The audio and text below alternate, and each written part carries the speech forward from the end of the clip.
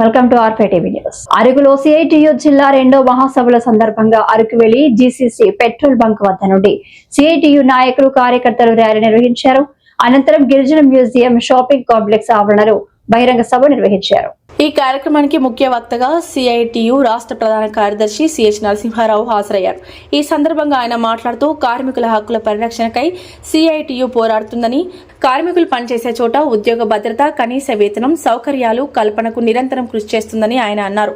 అధిక ధరలు, నిరుద్యోగం, పని గంటల పెంపు, సామాజిక పద్ధతి లేకపోవడం వంటి సమస్యలతో కార్మికులు సతమతమవుతున్నారని ఆయన అన్నారు. కార్యక్రమానికి అధిక సంఖ్యలో కార్మికులు పాల్గొన్నారు.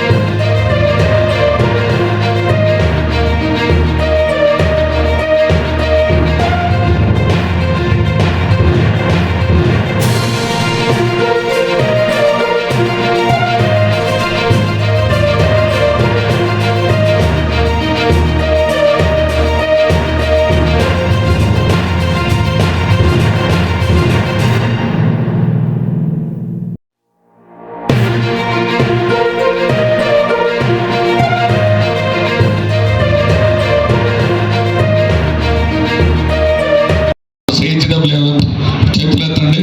ఉన్నారా? సిహెచ్డబ్ల్యూకి అతి తక్కువ జీతాలు ఇస్తారు, ఒకే పని చేస్తారు. గిరిజన ప్రాంతంలో అనేక పనులు చేసే సిఐటియు 2వ మహాసభలు ఈరోజు రేపు అరకులో జరుగుతున్నాయి. కార్మిక వర్గం, కష్టజీవులు అన్ని త్యాగాలు చేసి ఫలితాలని ఉత్పత్తిని చేసేటువంటి వాడు కార్మిక వర్గం. కానీ ఈరోజు కేంద్ర రాష్ట్ర ప్రభుత్వాలు కార్మిక వర్గాన్ని అతి హీనంగా చూస్తున్నాయి. కార్పొరేట్లు ఉత్పత్తి చేస్తున్నారని చెప్తున్నారు. ఇది పచ్చి అబద్ధం.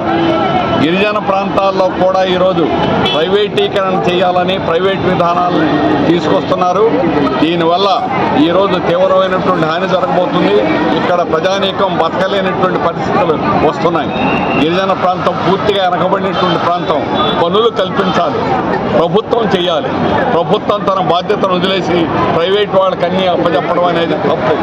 దీనివల్ల దేశంలో ఈరోజు ఇప్పటికే కార్పొరేట్ కంపెనీల వారి యొక్క దీనికి కేంద్ర ప్రభుత్వం, రాష్ట్ర ప్రభుత్వాలు రెండు కూడా తలొగ్గి భూములు, భారీ పరిశ్రమలు, సంపదలంతా కూడా వాళ్ళు కట్టబెడుతున్నారు.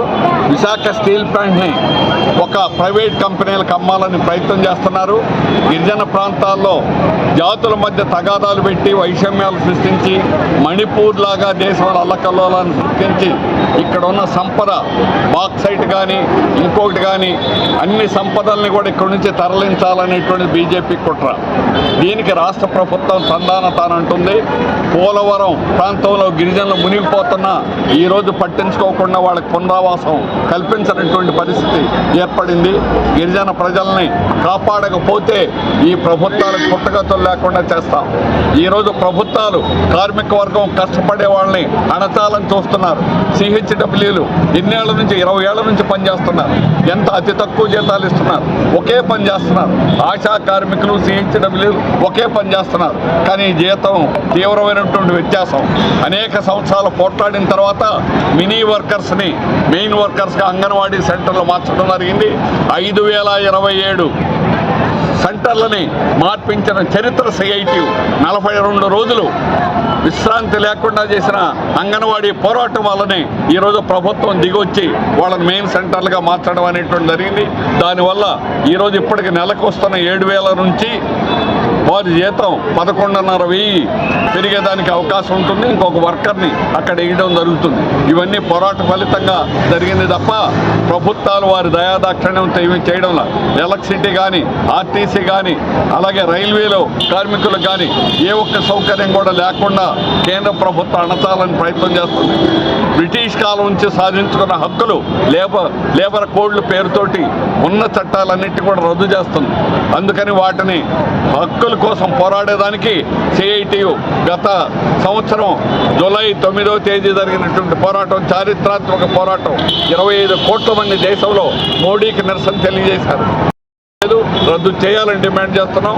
కార్మికులు జీతాలు పెంచాలా, జీతాలు పెంచకపోతే ఈరోజు కార్మికులు బతకడానికి అవకాశం అనేటువంటి లేదు. అన్నింటికంటే ఇక్కడ ఉన్నటువంటి భూములు లాక్కోవడానికి హైడ్రో పవర్ పేరుతోటి, అలాగే బాక్సైట్ గురించి ఇవన్నీ కూడా కార్పొరేట్ లాభాలు తెప్పించడానికి అదానీ కోసం, అంబానీల కోసం ఈరోజు రాష్ట్రంలో గిరిజన ప్రాంతాలన్నింటి కూడా తాకట్టు పెట్టాలని రాష్ట్ర ప్రభుత్వం ప్రయత్నం చేస్తుంది.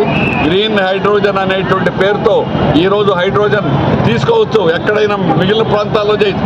గిరిజన ప్రాంతాల్లో గిరిజనుల యొక్క జోలికి వెళ్తే మాత్రం తీవ్రమైన ప్రతిఘటన అనేది వస్తుంది. గిరిజన ప్రాంతంలో గ్రీన్ హైడ్రోజన్ అనేటువంటి దాన్ని ఎటువంటి పరిస్థితుల్లో అనుమతించం.